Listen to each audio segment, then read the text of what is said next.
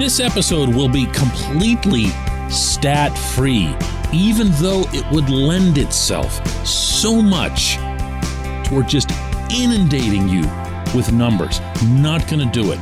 Not going to do it. Good morning to you. Good Friday morning. I'm Dejan Kovacevic of DK Pittsburgh Sports. This is Daily Shot of Penguins. It comes your way bright and early every weekday.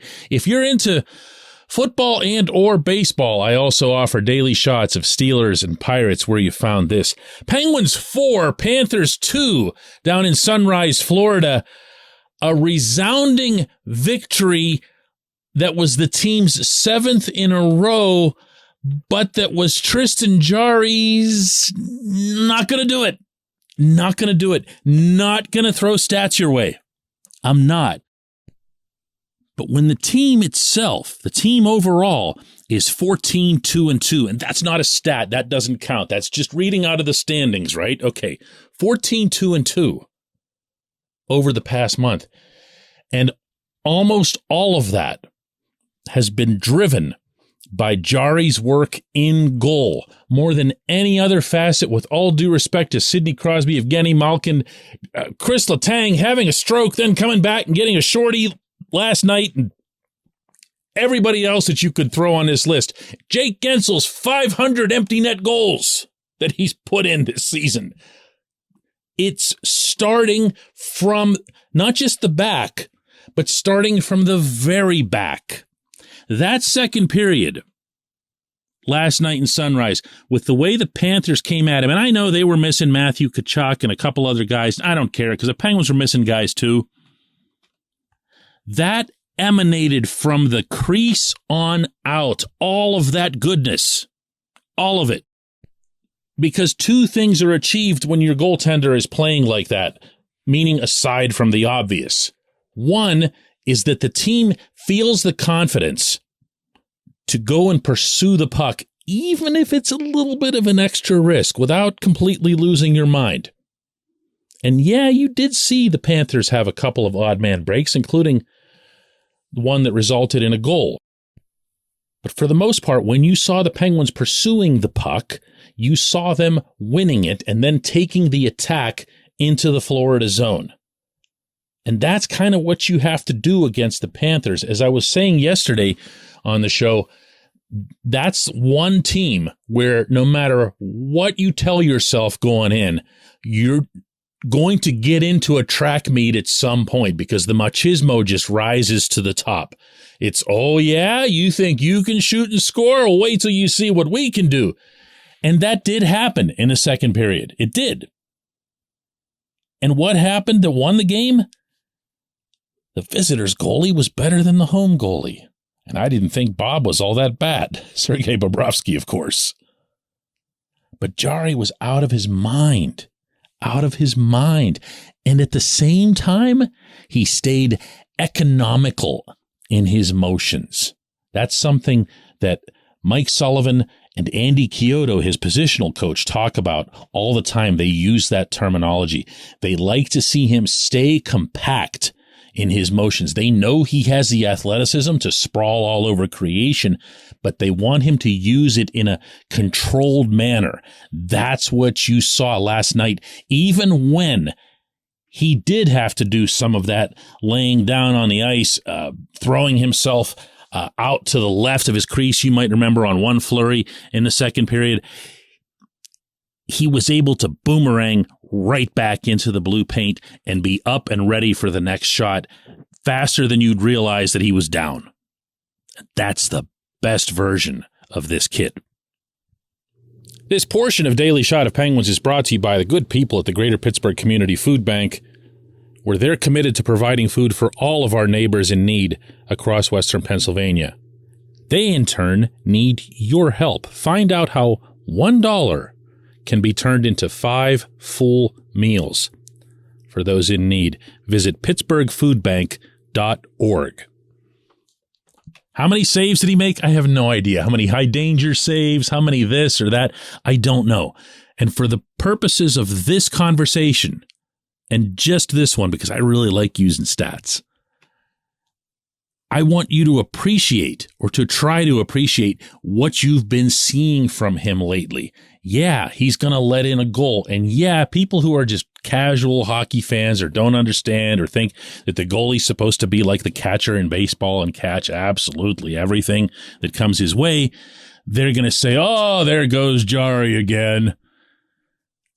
His performance, his steadiness, his consistency, his ability to focus, and that's been the one issue with him going back to his more distant past, has been the best of his career just within the past month.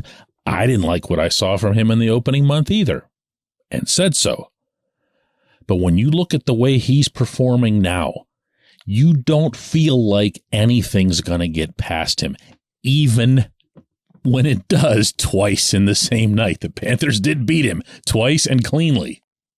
But the other effect that I alluded to earlier when listing the first one, that this has on a team, is that they want to play for him. They want to compete for him because they see how hard he's battling. They see what he's doing back there, and they don't necessarily want him to do that much, although it does make their lives easier.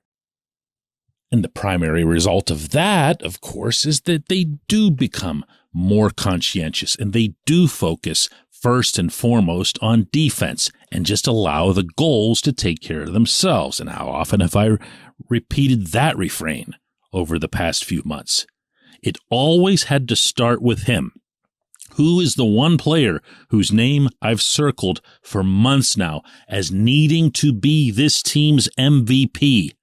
Unconditionally, no matter how high Sidney Crosby ends up in the scoring race, no matter how many more big games Evgeny Malkin has, up to and including games in which he has a shot go in off his knee to win it, how many empty netters Jake produces, how many strokes Letang survives.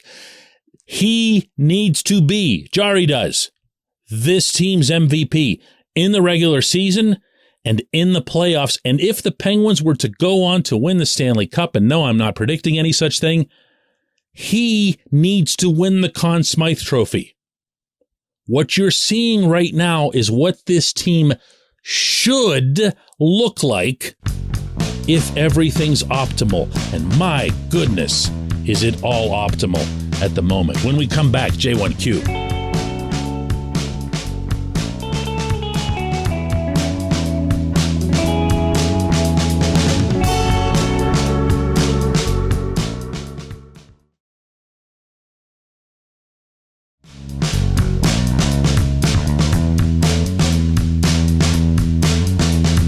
Today's J1Q comes from our man Todd, who says, hi, Dejan, watching the Penguins and Panthers game. When Jake scored off of his skate, to me it begs the question, is the distinct kicking motion restriction still relevant? What is the intention of this rule? Is it to promote / glorify goals that come off of sticks? Okay, but then why are the non-stick goals allowed? The slippery slope of ambiguity seems immense when you unpack this topic. Why is a soccer-style foot goal bad when a deflection-style foot goal is okay? And then the hip deflections, kneecap banks, and other unusual body part goals. Why is kicking the one thing that's reviled? You know, I don't even know where to start with this, Todd, but I got to tell you, I had the same reaction when I saw it. I didn't like it. I didn't like that being a goal, not because of Jake or the half-off shakes or the impact on the game, but because it just doesn't feel like hockey. You know, you mentioned soccer. They don't let you play the ball with your hand. There's just certain rules. There's certain ways you're supposed to do things. And with hockey, everything is about the stick. That's why when people would say something about Trevor Zegras scoring those Michigan goals out in Anaheim, I'd be like, hey, tell me what about it is against the rules. He's using the blade of his stick to control the puck. And his stick, because of the way it slams underneath the crossbar, obviously never goes above bar height. So it's a totally legal goal. Is he hot dogging? Not if he scores. You know, it's like when Matt Barzal scored that between his own legs goal for the Islanders last year. It's not something where you say, "Oh, come on, man, you don't need to do that." Maybe he did. He's really, really good at that particular move, and he scored a goal for the Islanders. He made it happen. So what do you think when you see Zegras doing it? Nothing. Nothing other than, wow, kid, that's really awesome. And sooner rather than later, you're going to see it become more of a thing through hockey, not less. We've already seen this season alone, Sidney Crosby and Rickard Rakell try one, not succeed, for the Penguins. When they get one, and they will, I'm sure Sid will, it's going to be a really big deal. But kicking, angling your foot, no. And maybe that's easier for me to say because, you know, I've been around hockey enough to remember the awful ramifications of Brett Hull having his skate in the blue paint. He didn't even do anything with it, but he had his skate there. And it might have cost the Buffalo Sabres their only Stanley Cup. But my understanding of why the NHL legislated the non-distinct kicking motion, but you can angle your skate rule, was that they got tired of trying to have to mind read whenever they were looking at replays. So if a player says, well, I just happened to be turning my foot, the officials, including the replay officials, really weren't armed with much. Well, that's not what I think you were doing. So they took that out.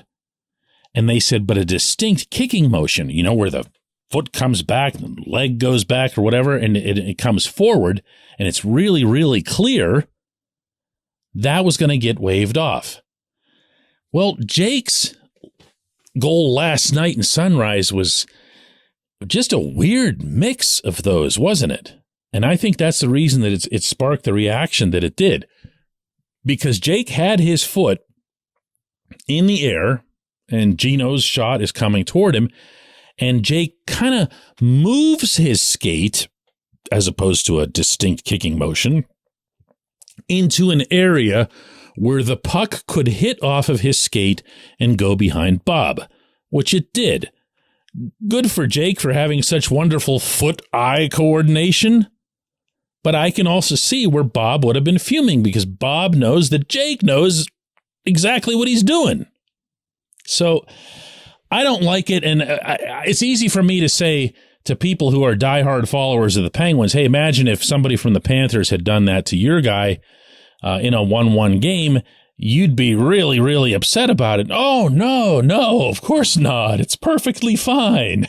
You can't get people to be objective in settings like this. So I'm actually impressed that you sent a question on it. I didn't think I'd get one, but I was hoping to get one. So thanks for that. Thanks to everybody for listening to Daily Shot of Penguins. We'll do another one of these Monday.